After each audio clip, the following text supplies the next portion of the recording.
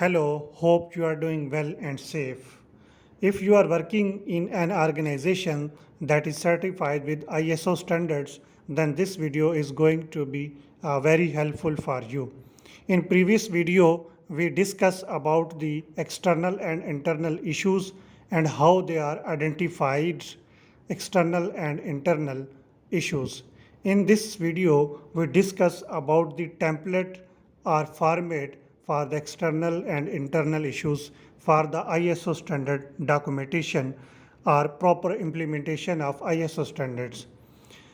Conclusion ये हुआ कि लास्ट वीडियो जो हमने अपलोड की थी उसके अंदर हमने ये देखा कि हमने एक्सटर्नल और इंटरनल इश्यूज़ को किस तरह से आइडेंटिफाई करना है और कौन सा मेथड जो है वो यूज़ करना है।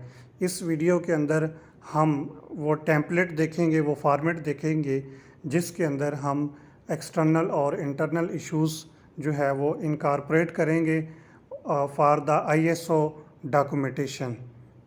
जो लास्ट वीडियो हमने अपलोड की थी उसको थोड़ा सा रीकैप कर लेते हैं कि there is no standard method for the determination of external and internal issues, but mostly SWOT analysis and pest analysis are in practice to identify the external and internal issues.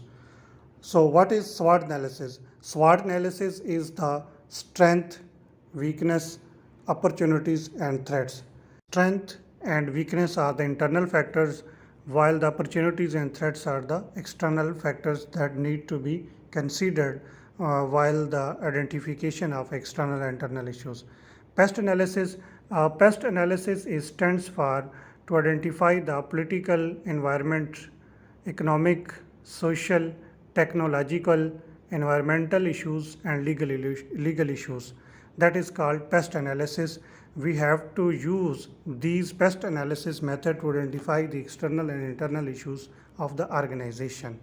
Now we come to the today topic is format that we have to write how internal and external issues in the form of documentation.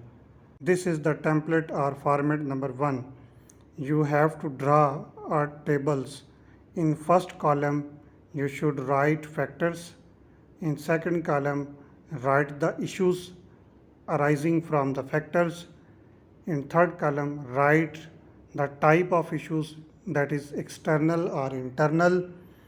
In fourth column do risk assessment and check the impacts of internal and external issues and do some action plans. This is the format to write up the internal and external issues. Now we see another format or template number 2. In this template you first have to identify and list out the all issues and separate them internal and external issues. Draw a table and write down the serial number. In the next column list out the internal issues. In the third column is write out the external issues. When you identified all the issues related to your organization that impact on your purpose or quality management system, then do the risk assessment of these external and internal issues. This is the template or format for the risk assessment of external and internal issues. Draw a table and write down the all internal or external issues in column and do risk assessment and or check the impacts of the issues, are positive or negative, and do some mitigation or action plans against them and make evidence of all the action plans and the responsibility of manager QA who is responsible and status on periodic review frequency. So this is the format of risk assessment of issues that is identified by the organization.